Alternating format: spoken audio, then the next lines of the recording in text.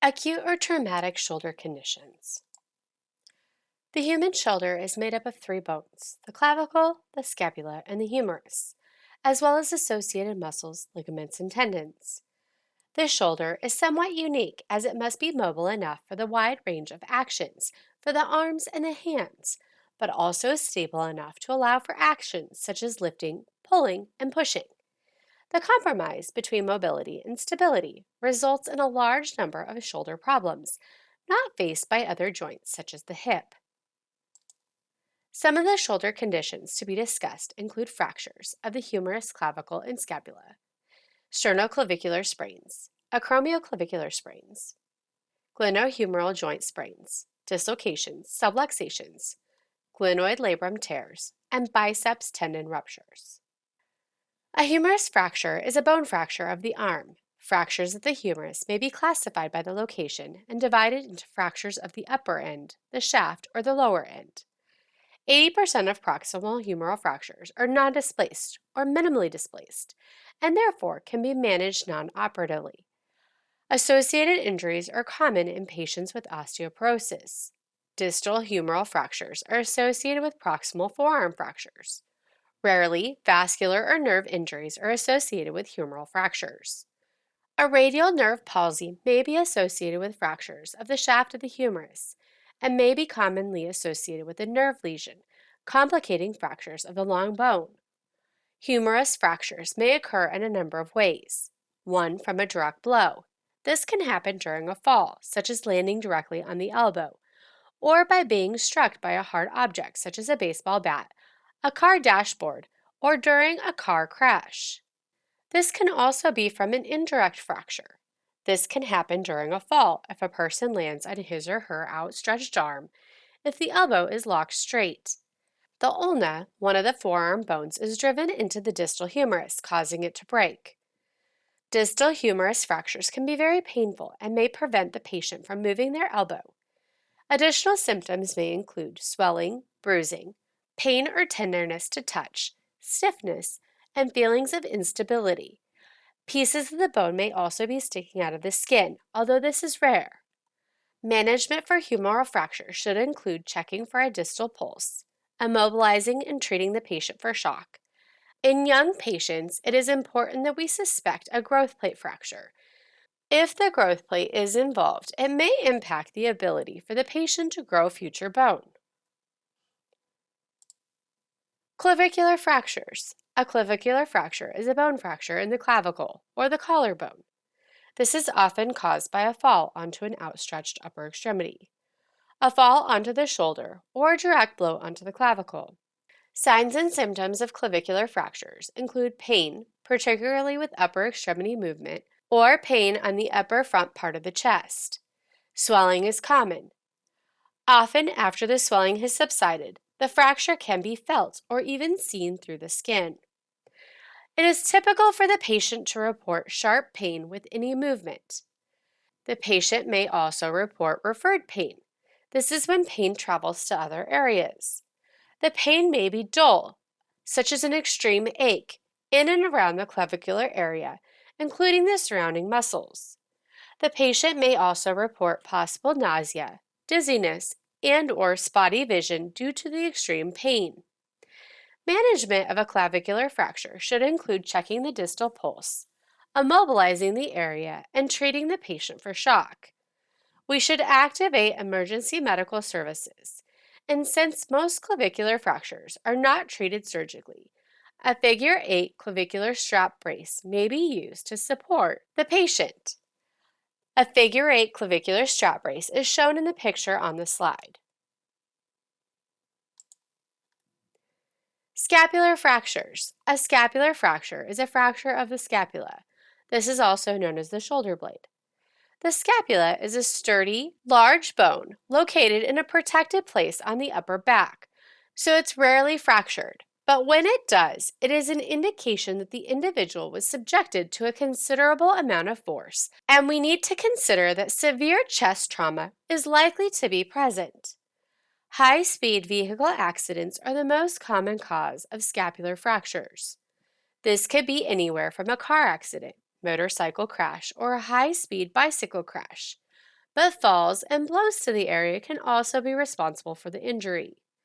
Signs and symptoms are similar to those of other fractures. They include pain, tenderness, and reduced motion of the affected area, although symptoms can take a couple of days to appear.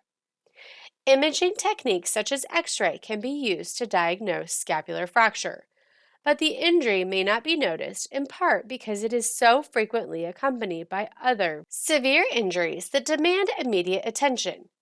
The injuries that usually accompany scapular fracture generally have the greatest impact on the patient's outcome. However, the injury can also occur by itself. When a scapular fracture happens by itself, it does not typically present a significant threat to life.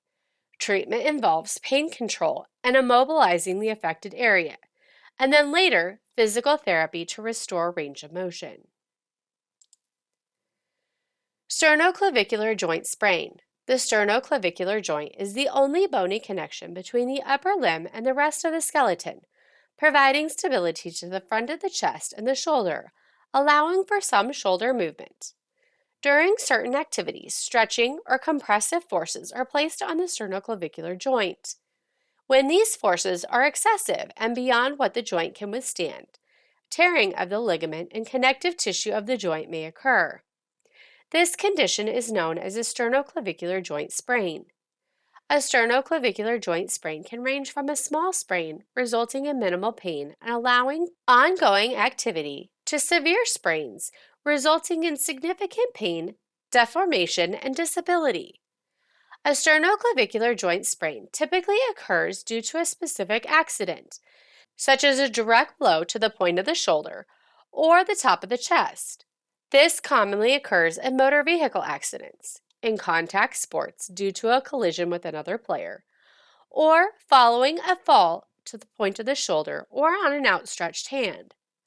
Patients with this condition typically experience a sudden onset of pain at the time of injury, at the top of the chest.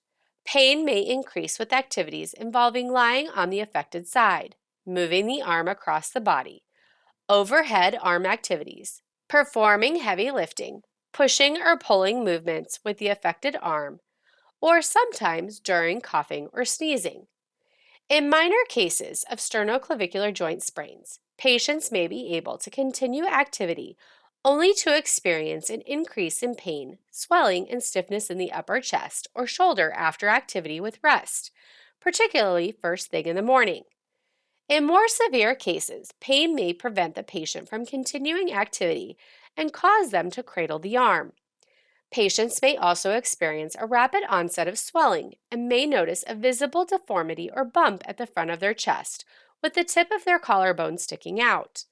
Patients with this condition may also experience bruising, weakness, or pain on firmly touching the affected sternoclavicular joint. If you suspect an SC joint sprain, treat the joint with price and refer the patient.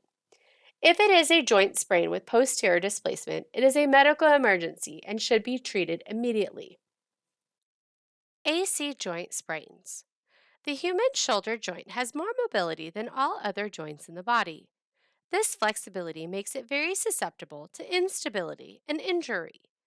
A separated shoulder, sometimes referred to as a shoulder sprain, or acromioclavicular joint separation or AC separation, occurs when the ligaments that hold the collarbone to the shoulder blade are injured or separated. The severity of an AC separation can range from mild to severe. In mild cases, the ligaments are stretched. However, in severe cases, the ligaments are completely torn. There are a number of common causes of acromioclavicular separation injuries. These include a fall directly onto the shoulder, a blow to the shoulder blade, car accidents, and sports injuries.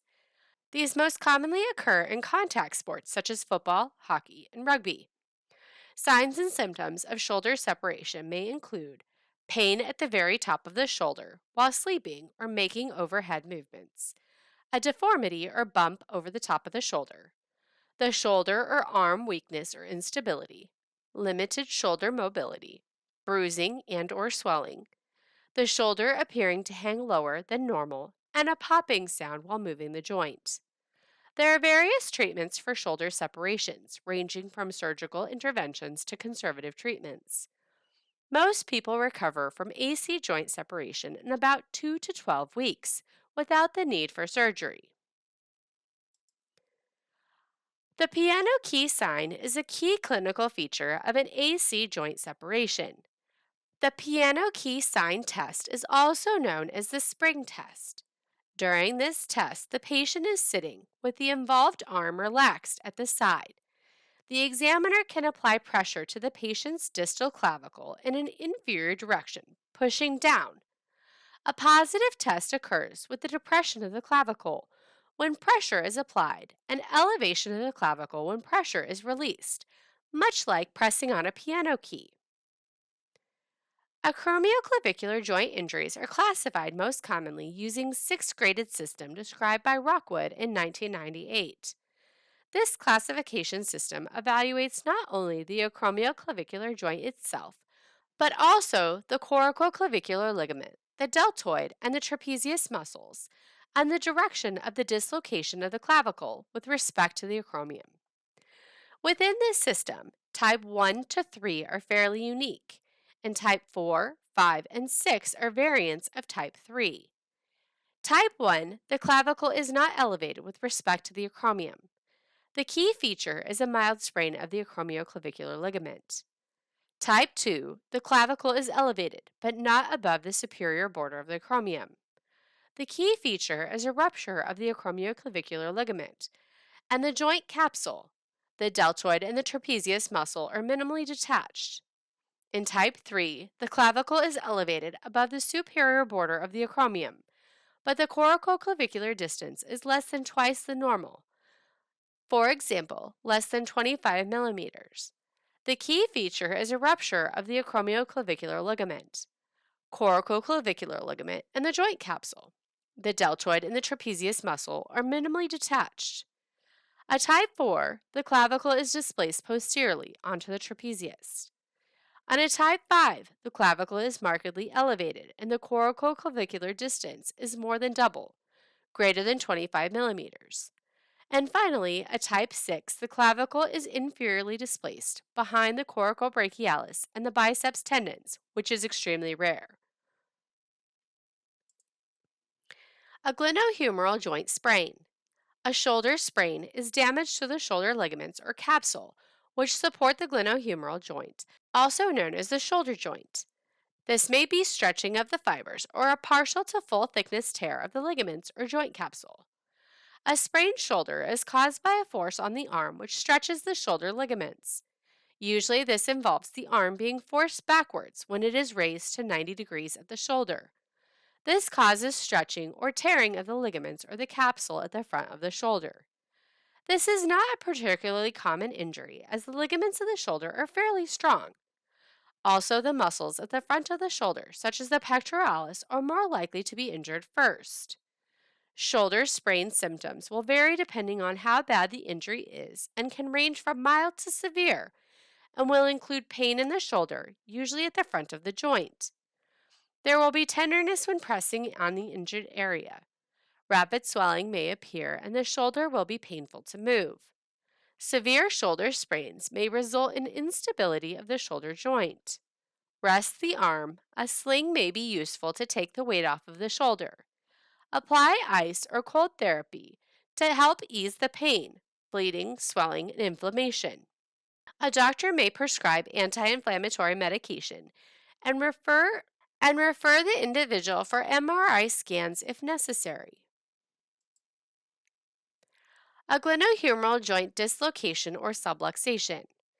A dislocated shoulder is a traumatic and painful injury often caused in contact sport or from a fall. The upper arm bone dislocates out of its normal position with significant damage to the surrounding soft tissue, such as muscle, tendons, and ligaments. Shoulder dislocations occur when the head of the humerus bone pops out of the shoulder joint. They are usually either posterior, where the head of the upper arm bone or humerus dislocates out of the back of the joint, or more commonly, anterior, where it pops forward. In most cases, the top of the upper arm bone is forced forward when the arm is held out to the side and turned outward, or to use technical language, externally rotated and abducted. This is known as an anterior shoulder dislocation and happens in approximately 95% of all injuries. Posterior dislocations account for around 3% of all shoulder dislocations and can occur during epileptic seizures or when falling into an outstretched hand. The shoulder joint is particularly prone to an injury due to the large range of movements available, which sacrifices the stability of the joint. Most shoulder dislocations also cause tears to the glenoid labrum, which is the ring of cartilage that acts as a cup in which the humerus bone rests. There is likely to be damage to the surrounding ligaments, tendons, nerves, blood vessels, and fractures to other bones that may result as well. Recurring injuries can be common, which is why it is especially important that sufficient shoulder rehabilitation is done following injury. Dislocated shoulders are usually caused by a fall onto an outstretched arm, twisting, or impact onto the shoulder. Sudden severe pain will be felt at the time of injury, along with swelling and bruising, which develops later. The patient may feel the shoulder pops out of the joint at the injured side and will often look different or possibly lower than the uninjured side. The patient will usually hold the arm close into the body and resist moving or turning it outwards. If there is any nerve or blood vessel damage, there may also be a pins and needles, numbness, or discoloration throughout the arm and hand that is seen and felt. Immediate treatment for a dislocated shoulder has two stages. First, to protect the shoulder joint and prevent further damage, and second, to seek medical attention as soon as possible. For a first time dislocation, always consider a possible fracture and labral tear. Check for possible nerve and vascular damage, and check the distal pulse. There is a high rate of reoccurrence, so it is important to focus on good rehabilitation protocols. Glenoid labrum tears. The glenoid labrum is a fibrous ring of tissue which attaches to the rim of the glenoid shallow hole or socket of the shoulder blade, where the ball of the humerus or arm bone sits.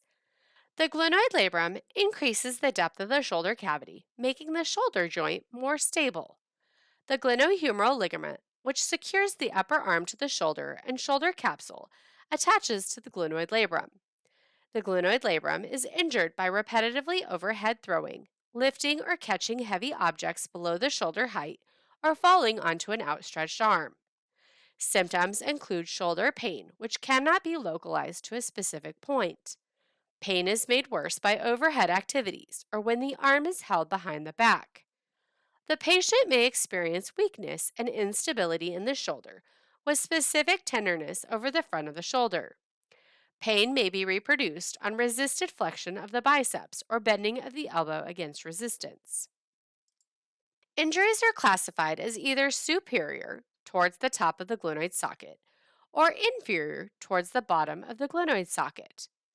A superior injury is known as a slap lesion, superior labrum, anterior to posterior, and is a tear of the rim above the middle of the socket that may also involve the bicep tendon. A tear of the rim below the middle of the glenoid socket is called a Bankart lesion and also involves the inferior glenohumeral ligament. Tears of the glenoid labrum may often occur with other shoulder injuries, such as a dislocated shoulder. For glenoid labrum tears, the management: rest and apply cold therapy to reduce pain and inflammation. A physician may prescribe NSAIDs, nonsteroidal anti-inflammatory drugs such as ibuprofen. A full and gradual rehabilitation program to restore full function is required. Unstable injuries may require surgery to reattach the labrum to the glenoid. Bankart lesions will require surgery. Any underlying causes which contribute to the injury, such as shoulder instability, should be addressed during rehabilitation. Following surgery, the shoulder will usually be kept in a sling for 3 to 4 weeks. After 6 weeks, more sport-specific training can be done, although full fitness training may take 3 to 4 months to occur. Rotator cuff strains. The rotator cuff is a group of muscles and tendons that surround the shoulder joint, keeping the head of your upper arm bone firmly within the shallow socket of the shoulder. A rotator cuff injury can cause a dull ache in the shoulder, which often worsens when you try to sleep on the involved side. Rotator cuff injuries occur most often in people who repeatedly perform overhead motions in their job or sport.